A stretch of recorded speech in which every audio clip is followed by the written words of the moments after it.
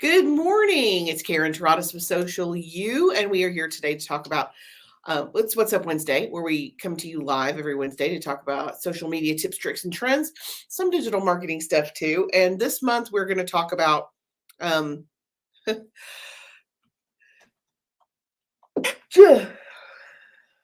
sorry, summer colds. Allergy season. Also, no, we're going to talk about what do you post when you don't know what to post? Burnout, where to find good content, how to correctly recycle, all those things where you're just kind of, okay, it's been a year and what do I do now? So, summer social media is what we're going to talk about. And today we're talking about how to avoid social media burnout. Now, I'm coming at it from a slightly different angle. We're going to talk about it as it relates to business owners who have to post content for their businesses. Not personally, because everybody goes through those periods where you're like, I just cannot see one more happy person. I just can't do it today. Everybody does that. So good morning, Laura. Hey, Laura. So we're going to talk about the coming at it from the other side as an owner. So let's talk about the top 10 things you can do to avoid social media burnout. Number one, you absolutely have to set boundaries and step away.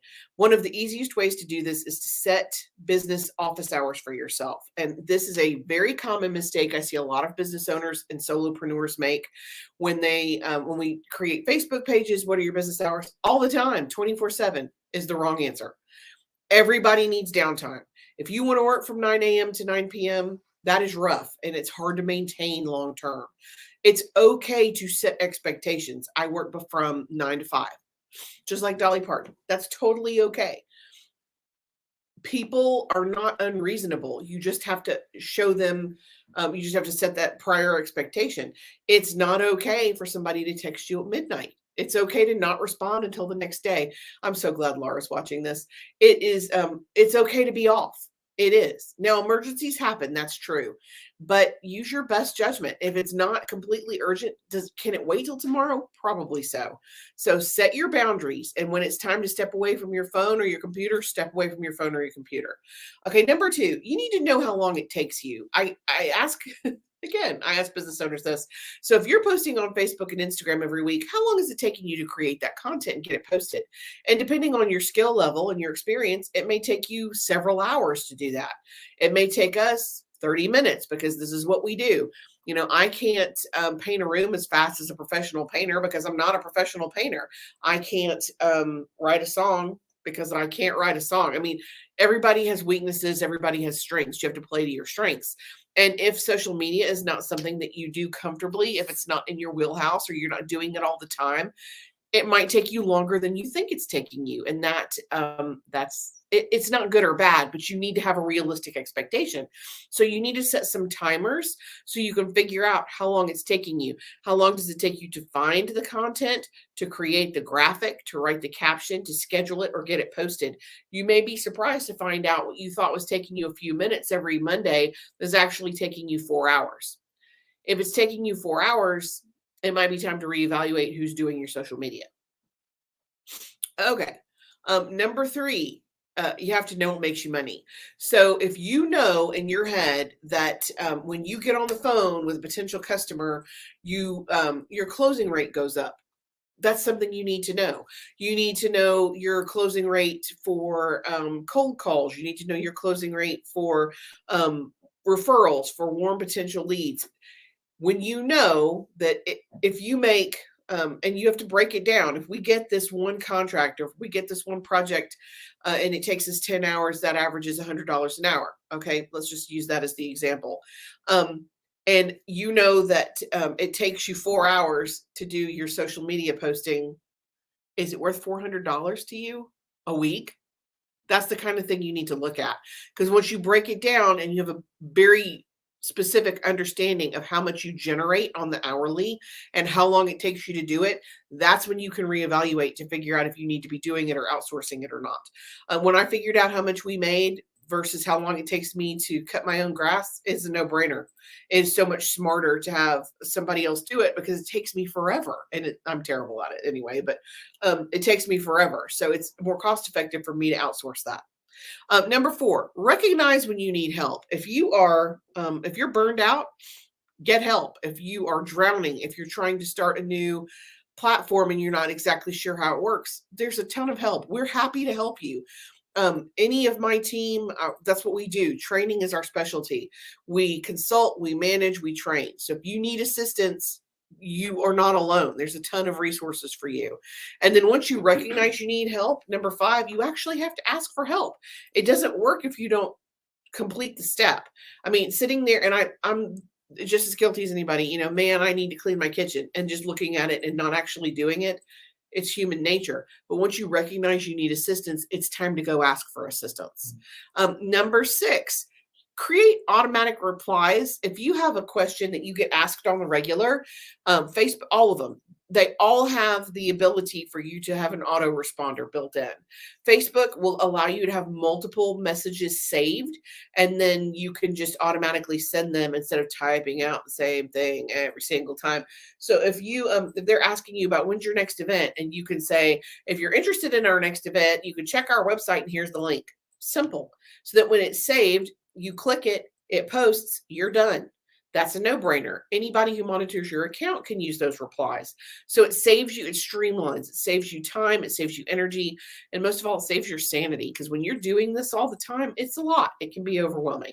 So definitely automatic replies when you can do that. Like, what are your business hours? That's an automatic reply.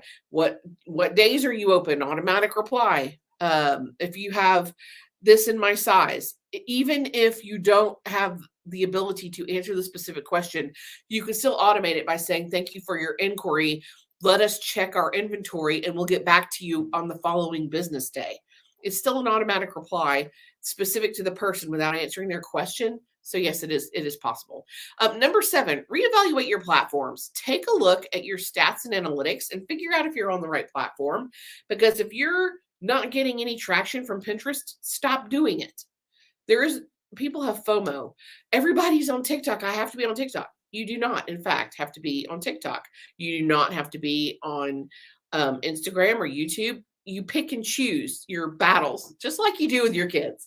So you need to pick and choose what works best for you. And if you're getting burned out, maybe you should just focus on one platform for 30 days and then re-add the rest of your platforms in. But really and truly, most business owners don't need to be on more than 2 or 3. We're a social media company. I don't have a choice. We have to be on all of them. You do not. You absolutely can get away with 1 or 2 platforms. It's overwhelming, and that creates serious burnout. So evaluate your platforms and make sure you're getting what you need out of them. And if not, cut them loose. Yeah, I like saying that probably more than I should.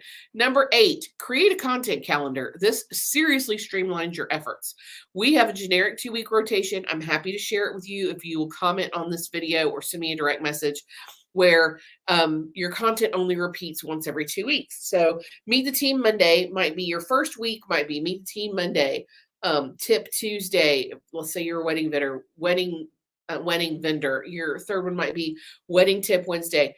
And you go through those so that the following week, you're not repeating that. It streamlines your efforts so much that when you sit down, and everybody has done this. Oh no, it's 4:00 on Thursday. I haven't posted anything. What am I going to post? I don't know. I did a quote yesterday. I did a testimonial the day before that. I have no idea. It eliminates all that. You go look at your calendar. It's Throwback Thursday. This is the one of 2 times a month where I post something from the past that did well. Very simple, and you're done. Also, if you have to have 2 testimonials a month and you can post them both, you create them both in Canva at the same time. Excuse me. It really streamlines your efforts and saves you time long term. Wow, I need to be more caffeinated than I am at this moment, and I will take care of that shortly. Number 9, schedule.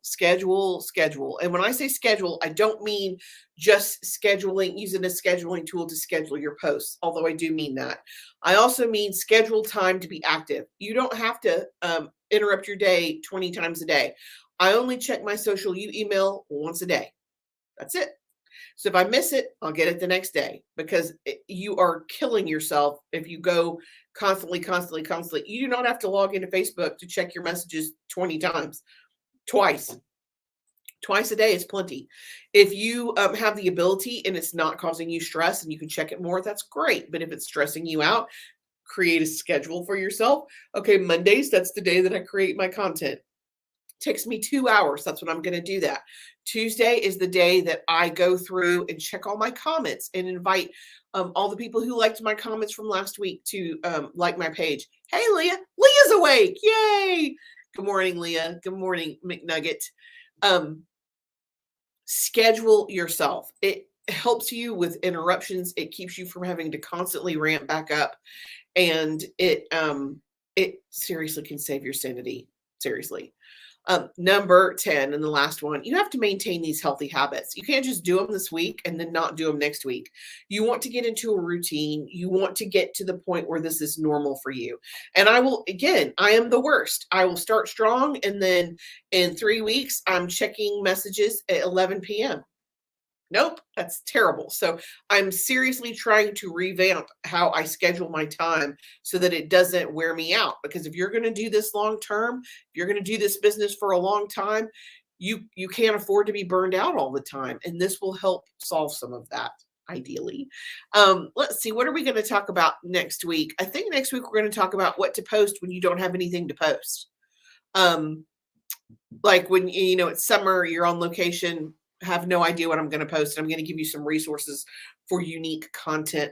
I think that's next week, but we'll have the schedule posted today so you can check for the rest of the month. It's a 5 Wednesday month.